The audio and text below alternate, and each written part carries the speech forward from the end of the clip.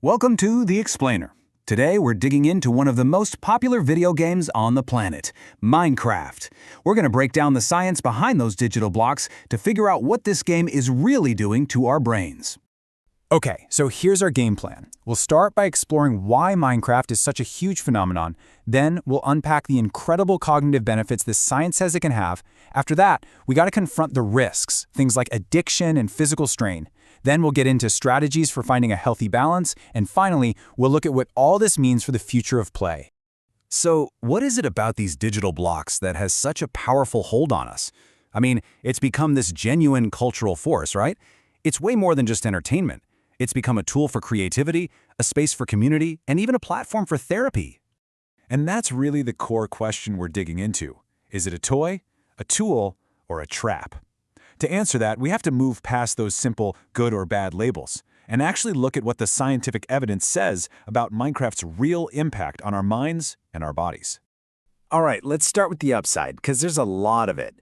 Far from being some mindless distraction, research is showing that Minecraft can be a powerful form of what scientists call environmental enrichment for our brains. So, for decades, research has shown that if you put an animal in a really rich, stimulating environment, its brain physically changes. It gets stronger. It grows more connections. Well, now we're seeing that exact same principle can apply to us, but in complex virtual worlds like Minecraft. And what's really fascinating here is that these brain benefits aren't just for kids. Not at all. Studies show significant memory improvements across the board. Just look at this last row. After only 4 weeks of playing, adults aged 60 to 80 performed on memory tasks like they were 15 to 20 years younger. That's a stunning result. So how does this even work? Well, Minecraft directly engages your prefrontal cortex. That's the part of your brain right behind your forehead that's in charge of all the high-level thinking, planning, problem-solving, self-control. It's the CEO of your brain. And every time you decide what to build or how to survive the night, you're giving that crucial brain region a serious workout. And this slide just illustrates the incredible range of that mental workout perfectly. On one hand, you've got basic building, which is great for creative expression and spatial reasoning. But on the other hand, you have redstone. That's basically a virtual version of electrical circuitry. It teaches the fundamentals of logic gates and systems thinking. I mean, these are literally the building blocks of engineering and computer science. Playing in survival mode is a perfect example of this. It's not just about fighting off zombies, not by a long shot. It's a master class in project management. You have to visualize a goal, you have to gather resources, and you have to build in stages, constantly adapting your plan. It's a process that teaches resilience, strategic thinking, and how to bounce back when things go wrong. The game's structure has also made it this remarkable therapeutic tool. For a lot of young people with autism or ADHD, the real world can feel chaotic, maybe overwhelming. Minecraft gives them a safe, predictable environment where they can actually practice crucial social and emotional regulation skills, all at their own pace. Okay, but for all its benefits, we have to talk about the other side of the coin. We need to get into the serious, scientifically backed downsides, because the potential for harm is just as real as the potential for growth. The core of the risk, really, it lies in our brain chemistry. Every time you find a diamond or finish a build, your brain releases a little hit of dopamine. That's the chemical that makes you feel pleasure, and it motivates you to do that thing again. For some people, this can create a compulsive loop that is incredibly difficult to break. So the crucial thing here is to recognize when fun crosses the line into a potential problem.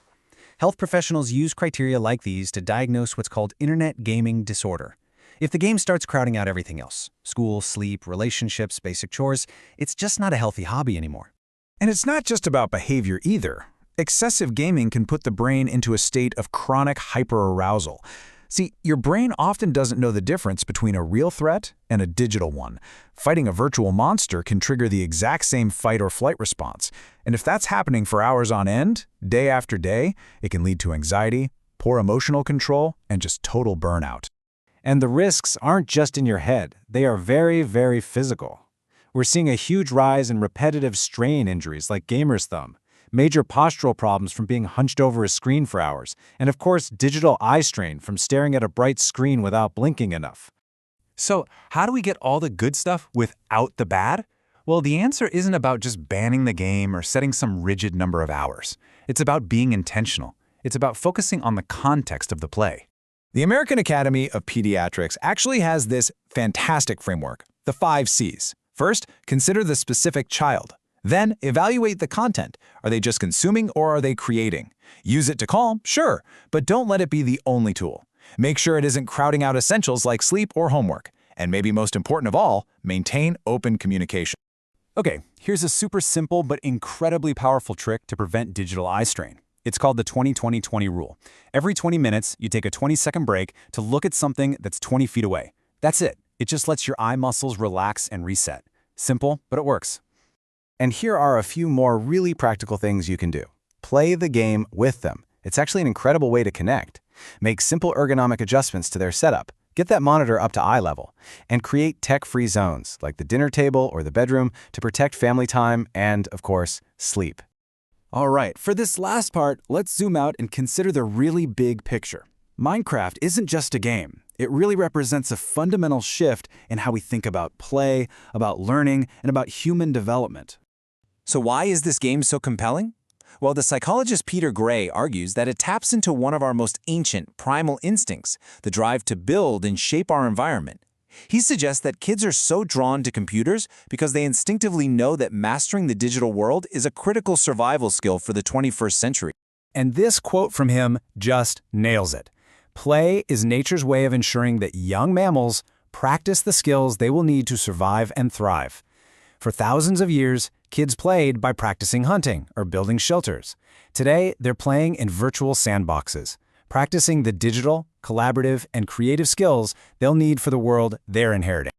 And looking ahead, that line between game and tool is just going to keep getting blurrier.